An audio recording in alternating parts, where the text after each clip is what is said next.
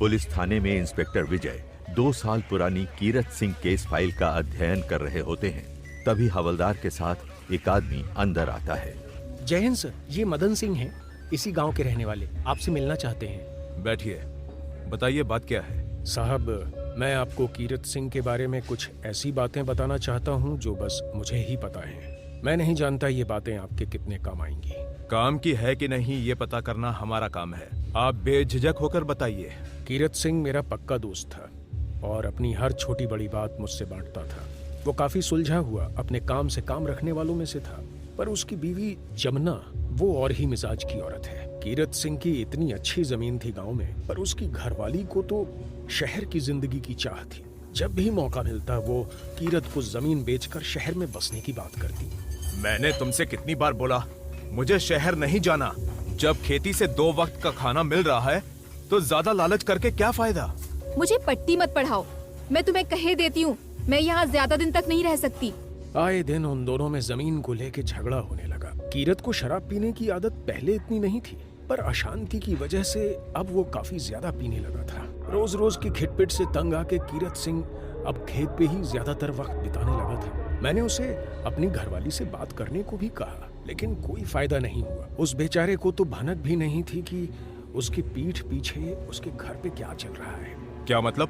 कुछ दिनों से जमुना के हाव भाव में फर्क नजर आ रहा था। कीरत से झगड़ना तो दूर, वो उसकी तरफ मुड़ के भी नहीं देखती थी। एक दिन कीरत ने सच्चाई का पता लगाने की ठानी और अपनी घरवाली को उस चंदन के साथ रंगे हाथों पकड़ लिया। पहले तो उसने चंदन को खूब मारा और फिर जमुना की भी जमकर खबर ली। चंदन कीरत सिंह को देख लेने की धमकी देकर वहां से निकल गया। तब से ही सरपंच और कीरत सिंह के बीच 36 का आंकड़ा चलता था। लेकिन इतना सब होने के बाद भी कीरत की घरवाली और चंदन का मिलना जुलना बंद नहीं हुआ।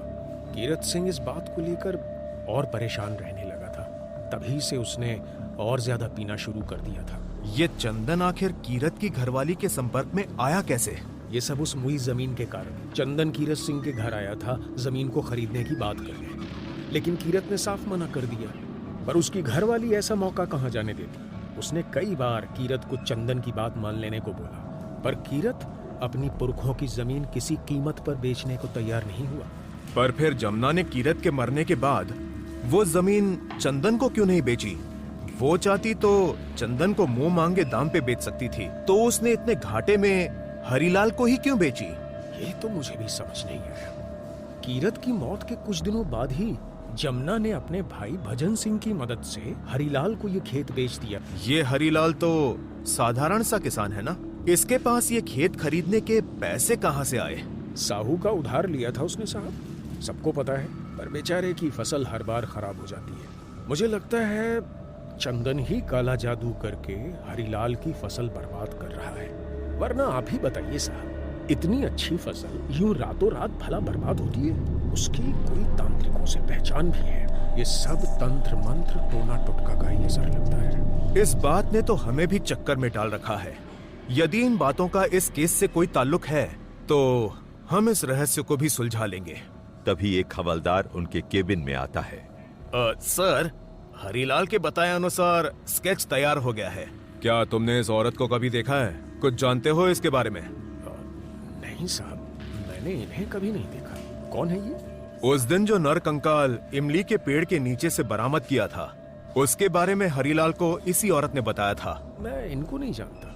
वैसे मेरी आपसे एक गुजारिश थी, जो मैंने आपसे बोला है वो सब आप किसी को मत बताइएगा, वरना वो चंदन मुझसे भी दुश्मनी पाल लेगा।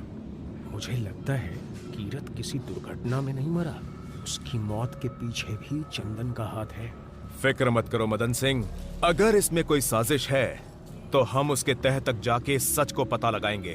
तुम निडर होकर जा सकते हो, इस पे भी नजर रखना। जब तक ये केस सुलझ नहीं जाता, हर एक व्यक्ति हमारे शक के घेरे में है।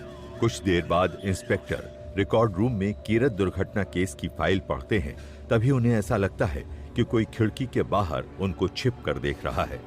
वो उठकर खिड़की के पास आते हैं, पर कोई दिखाई नहीं देता। कौन है वहाँ? तभी अलमारी के ऊपर से एक फाइल नीचे गिरती है। इंस्पेक्टर विजय फाइल का नाम पढ़ के एक क्षण के लिए रुक से जाते हैं। त्यागी? अरे ये तो वही है जिसका नाम ज्योति ने हरीलाल को बताया था। जिसे वो 3 लोग मार रहे थे। कहीं वो कंकाल। क्या विनोद की फाइल इस केस में कोई नया मोड़ लेके आने वाली थी? क्या इंस्पेक्टर विजय ज्योति तक पहुंच पाएंगे? कहानी जारी रहेगी।